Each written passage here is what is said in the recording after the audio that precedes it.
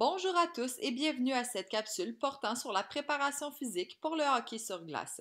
Mes collègues Catherine Montminy, Marie-Michelle Morissette et moi-même, Alexandra Vandal, avons travaillé ensemble pour vous permettre de comprendre comment optimiser les performances d'un joueur de hockey.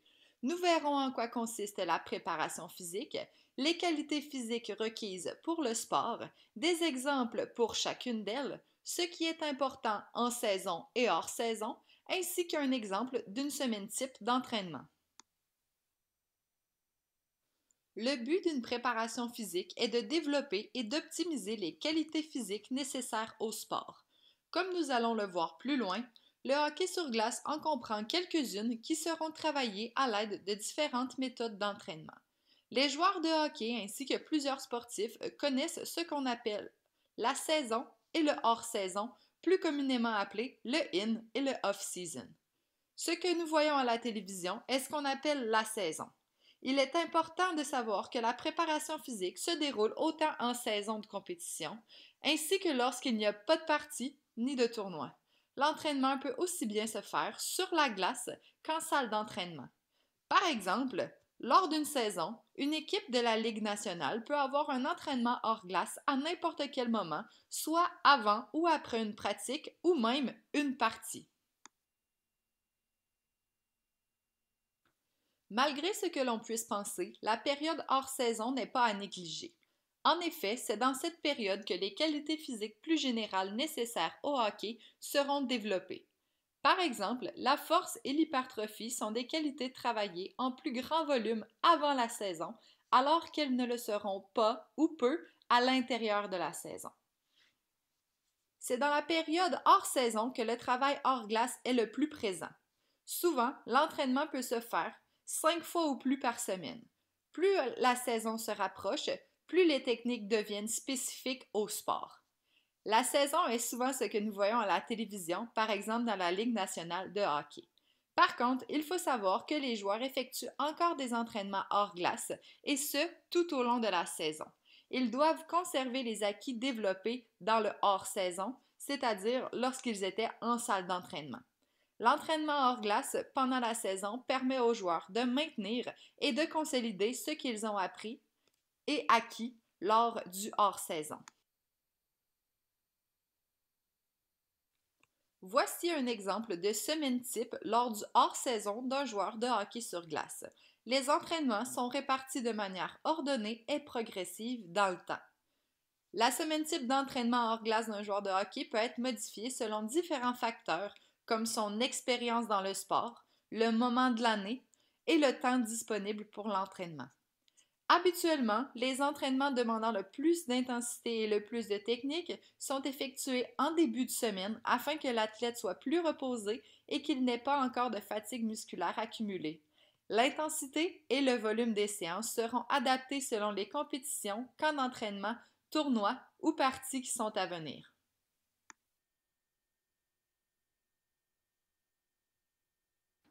Il existe plusieurs catégories à la préparation physique. Chacune de celles-ci comprend plusieurs méthodes d'entraînement qui peuvent être utilisées à différents moments dans l'année. Premièrement, la préparation physique athlétique représente tout l'entraînement hors glace qui se fait en salle d'entraînement. La musculation traditionnelle, l'haltérophilie ou la pliométrie en sont quelques exemples. Dans cette présentation, nous nous concentrerons sur ce type de préparation physique. Deuxièmement, il y a la préparation physique intégrée qui, elle, représente des exercices techniques faits sur glace, mais qui ne sont pas faits en situation de partie. Cette méthode est principalement utilisée en hors-saison pour améliorer, par exemple, le maniement de rondelles. Ces exercices sont généralement intégrés dans la préparation physique spécifique lorsque la saison se rapproche. Finalement, la préparation physique contextualisée représente des situations de partie comme par exemple en jeu réduit. Une situation de jeu réduit pourrait être par exemple du 3 contre 3 ou une surface de jeu qui se retrouve à être diminuée.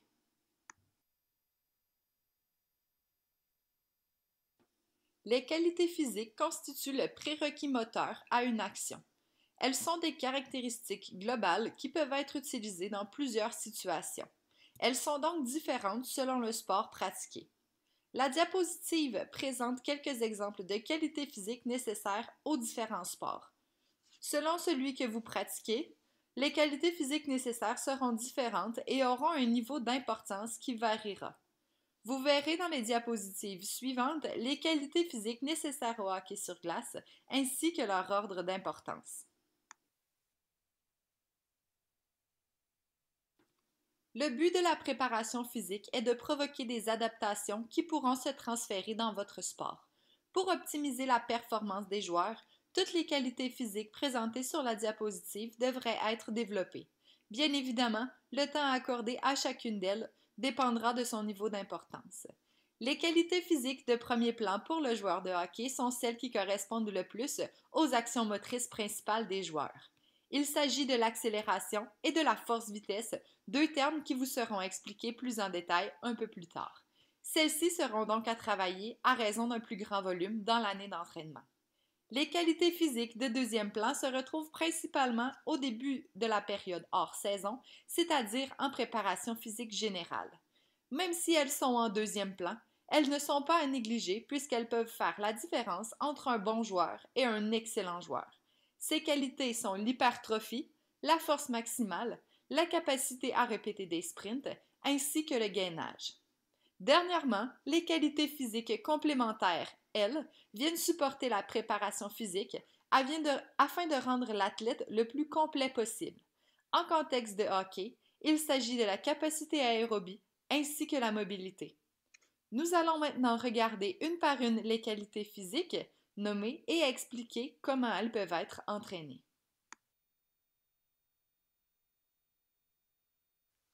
Au hockey, les accélérations sont fréquentes et ce, dans toutes les directions. L'accélération est donc une qualité physique de premier plan. Une bonne méthode pour entraîner l'accélération est la pliométrie. Celle-ci inclut des mouvements où une contraction excentrique rapide est immédiatement suivie d'une contraction concentrique, c'est-à-dire que le muscle s'étire puis se contracte rapidement, comme par exemple lors d'un saut sur boîte ou d'un saut de haie. Pour un joueur de hockey, il est important d'entraîner les mollets en pliométrie dynamique puisqu'ils sont sollicités à la fin d'une accélération très rapidement et très souvent. La chaîne postérieure doit donc être très forte et très solide pour transmettre de la force au sol et ainsi permettre le déplacement. En effet, pour qu'une accélération soit efficace, les muscles de la chaîne postérieure doivent être recrutés dans un ordre précis, soit des muscles qui produisent la force, comme les fessiers et les ischio-jambiers, vers ceux qui la dirigent, soit les mollets.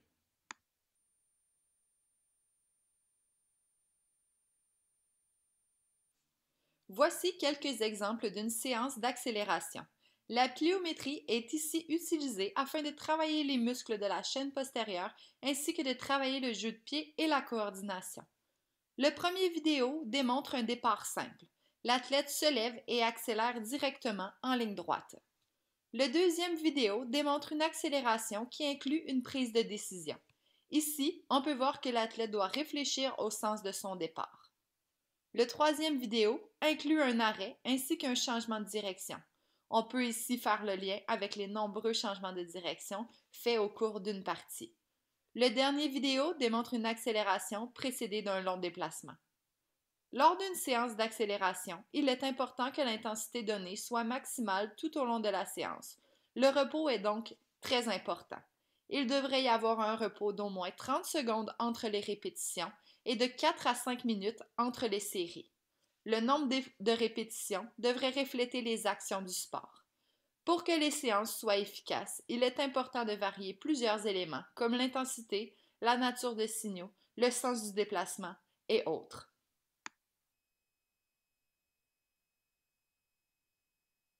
La prochaine qualité physique présentée est la qualité de force-vitesse. La force-vitesse peut être aussi vue comme de la puissance-force. La puissance est la force fois la vitesse, alors une bonne puissance-force ou une bonne force-vitesse impliquerait d'être capable de déplacer une charge X tout en maintenant une bonne vitesse. Une bonne méthode pour améliorer la force-vitesse est l'haltérophilie. L'haltérophilie aide à développer la qualité d'accélération puisqu'elle utilise la même chronologie de sollicitation de muscles. En effet, En haltérophilie, ainsi que dans un sprint, les muscles impliqués sont sollicités d'une manière proximo-distale, c'est-à-dire du muscle le plus près au plus éloigné. Les fessiers sont recrutés en premier, suivis des ischio-jambiers, des quadriceps et des mollets. Aussi, la position de départ inclinée lors d'accélération implique une flexion importante au niveau des hanches, tout comme la position de départ en haltérophilie.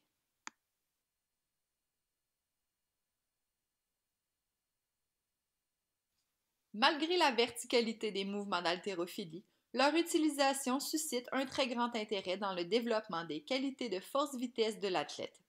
Pour ce faire, la méthode contraste est très intéressante. Celle-ci se décrit comme étant un enchaînement entre un exercice de force ou d'haltérophilie suivi d'un exercice de pliométrie. L'haltérophilie aide à développer adéquatement la puissance-force sollicitée au cours de l'enchaînement départ-accélération. Cette méthode implique une multitude de chaînes musculaires qui doivent s'engager de manière synchronisée, tout, tout comme dans les accélérations au hockey. Elle impose aussi une stabilisation et un gainage corporel en cours d'exécution qui, encore une fois, est très utile dans le sport. Dans une séance type, il y aurait 3 à 4 duos d'exercices, communément appelés supersets. Le repos se situe à la fin de l'enchaînement des deux exercices. Dans les vidéos suivantes, vous verrez 4 exemples de contrastes qui pourraient se retrouver à l'intérieur d'une séance. Il est important de noter que la charge utilisée varie en fonction du niveau de l'athlète, de l'exercice effectué ainsi que le moment dans l'année.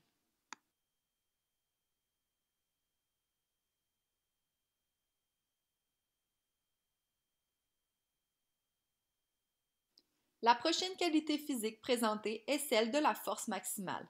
La force maximale se travaille avec la charge la plus lourde possible pour un nombre de répétitions se situant normalement entre 1 et 5 par série.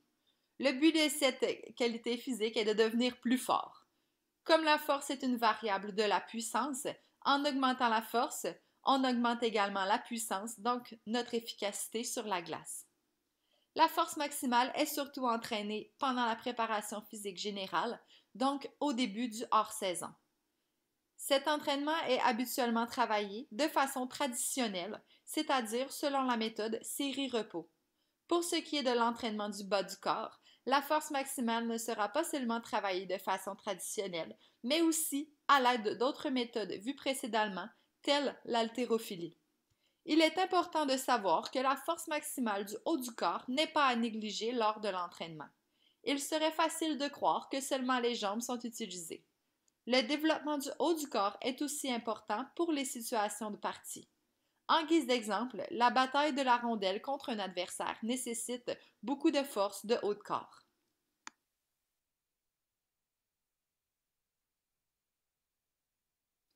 L'hypertrophie est en lien avec la qualité de force maximale. Tout comme cette dernière, l'hypertrophie est travaillée en début de hors-saison, en préparation physique générale. Cette méthode d'entraînement est complémentaire à celle de la force maximale. En effet, elle permet d'augmenter sa masse musculaire, donc à plus long terme, d'augmenter sa force. Elle est aussi travaillée à l'aide de méthodes plus traditionnelles, habituellement avec des séries de 6 à 12 répétitions maximales. Tout comme la force maximale, il est important de travailler l'hypertrophie avec la charge la plus lourde possible pour le nombre de répétitions données. En ce qui concerne le hockey, cette méthode est principalement utilisée pour le développement du haut du corps.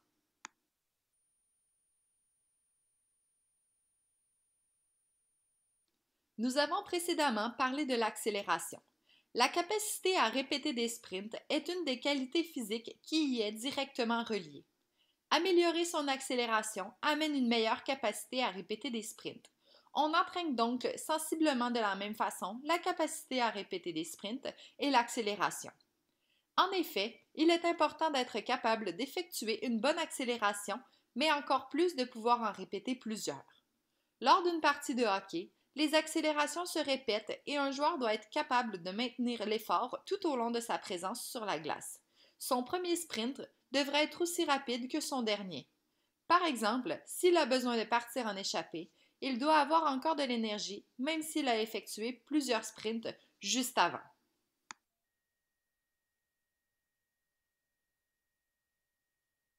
Le gainage est travaillé tout au long de la saison ainsi que pendant toute l'année. Le gainage est la contraction isométrique de tous les muscles de la ceinture abdominale tout en maintenant la zone neutre de la ceinture lombaire. La zone neutre est la posture pour laquelle la lordose lombaire naturelle est maintenue. Le hockeyeur doit adopter une position semi-penchée vers l'avant, donc avoir une bonne ceinture abdominale est primordial afin de prévenir les blessures et pour optimiser la performance. Comme mentionné précédemment, le haut et le bas du corps sont utilisés chez un joueur de hockey. La transmission des forces entre les deux est donc assurée par le tronc. Celui-ci doit donc être fort et solide. En guise d'exemple, le joueur effectue beaucoup de déplacements dans toutes les directions, donc une bonne transmission des forces et de la puissance entre les membres inférieurs et supérieurs sera nécessaire.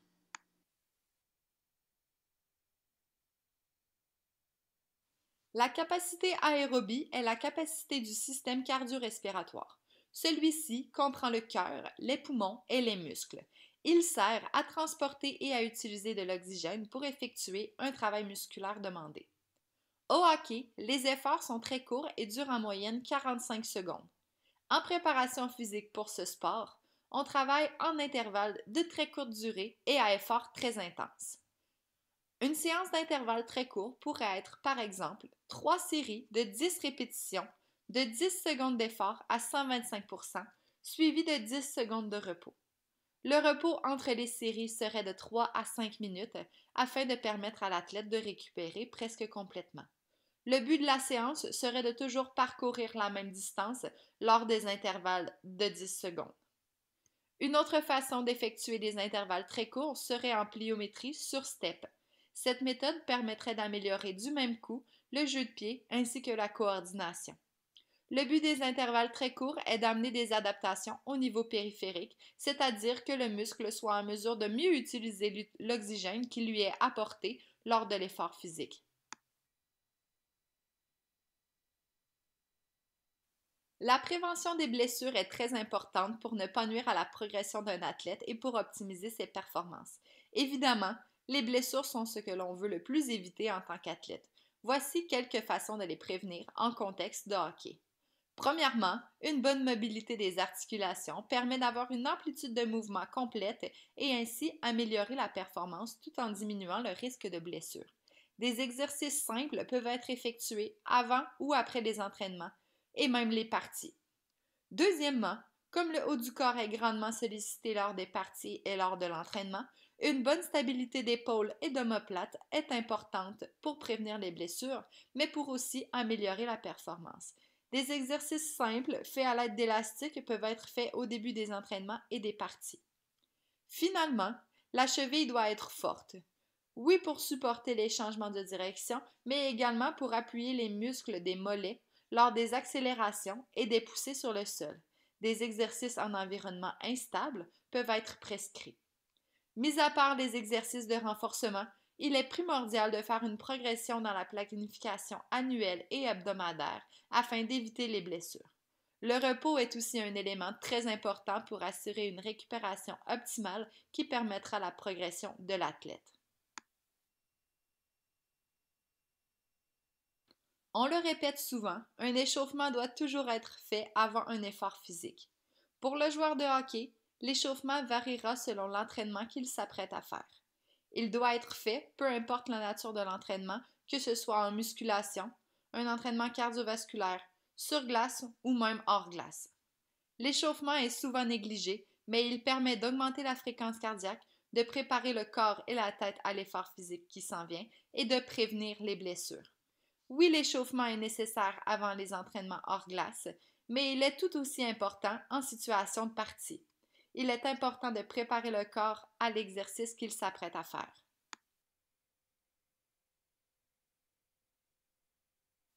Nous espérons que vous avez apprécié le contenu de cette capsule portant sur la préparation physique pour le hockey sur glace. Si jamais vous avez des questions sur l'entraînement hors glace, n'hésitez pas à communiquer avec votre entraîneur ou avec le moniteur de conditionnement physique attitré à votre unité. Merci pour votre écoute et à la prochaine.